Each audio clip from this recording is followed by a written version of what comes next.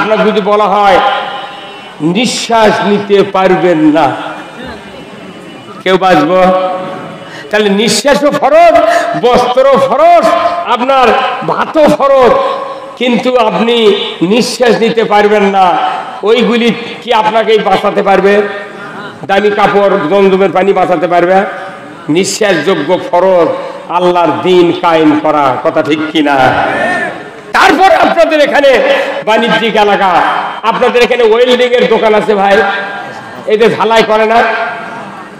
আচ্ছা, ঝালাই করতে দেখবেন কারেন্টের মিটারের একটা লাইন নিয়ে এসে একটা বাক্সের মধ্যে ঢুকে দিয়েছে, ওই ঝালাইয়ের মেশিন আছে না একটা, ওর ভিতরে এক কানি দিয়ে ঢুকে দিয়েছে, আবার আর এক কানি দিয়ে আর একটা লাইন বার করছে, করার পর ওই লাইনের সাথে মুখত একটা রড হোক আর পাতি হোক ফাইন করে পিছিয়েছে, পিছিয়ে যে জিনিস ঝালাই করবে তারই উপর ফেলে দিতে হয়, তার গাঁত অসংখ্য ফোঁটা। কথা কন, এই লাইনের নাম কি? আর্থিং। এই লাইনের নাম আর্থিং। আচ্ছা, এই আর্থিং আর আরেকটা লাইন নিয়েছে কারেন্টের ওই ঝালাইয়ের এই সিমটার সাথে কাঠি ধরে না, এই কাঠি আছে। আচ্ছা, আর্থিং এর লাইন খুলে দিয়ে যদি কিয়ামত পর্যন্ত ঠোকান, ঝালাই হবে? এই ঝালাই হবে? এই জোরে কোন দিকে ঝালাই হবে?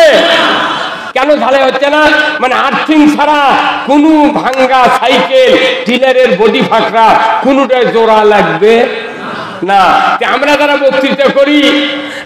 বক্তৃতা করি ডাইরেক্ট কোরআনের পাওয়ার হাউসের থেকে আমরা বক্তৃতা করি, কিন্তু এই বক্তৃতা বাংলাদেশে করতে করতে 54 বছর হয়ে গেছে। বক্তৃতার চোটে মৌলবীরাই মরে গেল, অথচ কিচ্ছু পরিবর্তন। এখন রাষ্ট্র শক্তি হলো আর্থিং, আর কোরআনের বক্তৃতা হলো কারেন্টের লাইন, কথা ঠিক কিনা? যতদিন পর্যন্ত রাষ্ট্র শক্তি ইসলামের পক্ষে, কোরআনের পক্ষে তৈরি না হবে, বক্তৃতা দিয়া নামাজ পড়ে, রোজা করে, হজ করে এদেশে সুদ বন্ধ করা যাবে না, এদেশে চুরি বন্ধ করা যাবে না, এদেশে জানা বন্ধ করা যাবে না। কি কথা ঠিক কিনা? আমার দেশে চুরি হয় হুন্ডা, চুরি হয় গরু, পুলিশেরা খোঁজ পায় না।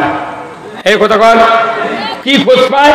যদি বিএনপি জামাতের কোনো জায়গার 10-12 জন লোক বসে মিটিং করে, তখন তারা বিবৃতি দেয় পরের দিন সকালে পেপারে যে গোপন তথ্যের ভিত্তিতে অমুক জায়গায় 16 জন জামাত কর্মী তারা নাশকতার পরিকল্পনা করছিল, বিএনপির কর্মীরা নাশকতার পরিকল্পনা করছিল, আমরা তাদেরকে জিহাদি বই সহ ককটেল বানানোর কয়েকটি সরঞ্জামাদি সহ গ্রেফতার করতে সক্ষম হয়েছি।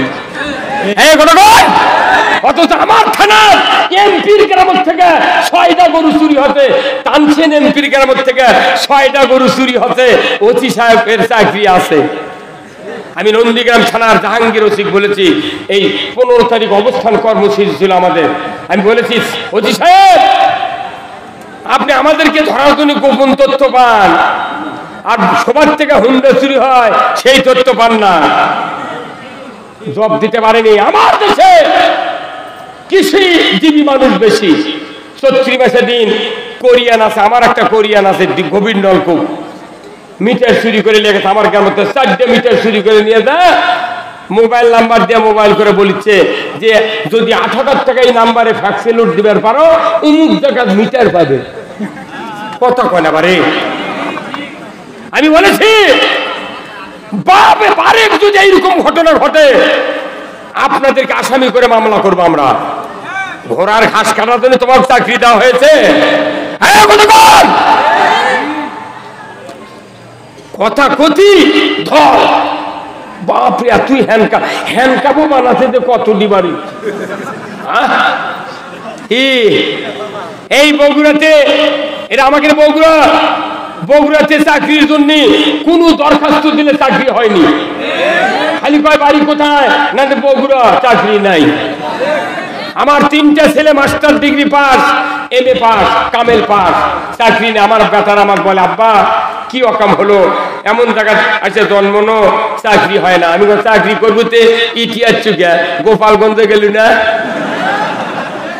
গোপালগঞ্জে গেলে না চাকরি, জমি লাগাতে লাগাতে বেসনের আটি নিয়ে আছে হাতত করে পুলিশের চাকরি দিতেছে।